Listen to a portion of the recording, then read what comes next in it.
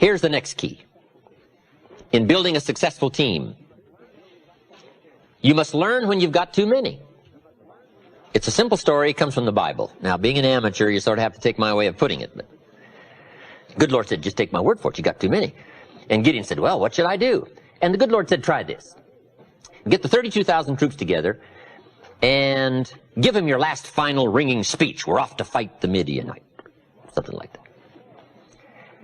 And he said, when you finish the speech, finish it like this. Now then, that we're off to fight, if there's anybody here that's afraid, and you think we're about to lose this battle upcoming with the Midianites, you can be excused this time, go home, can't use you this time.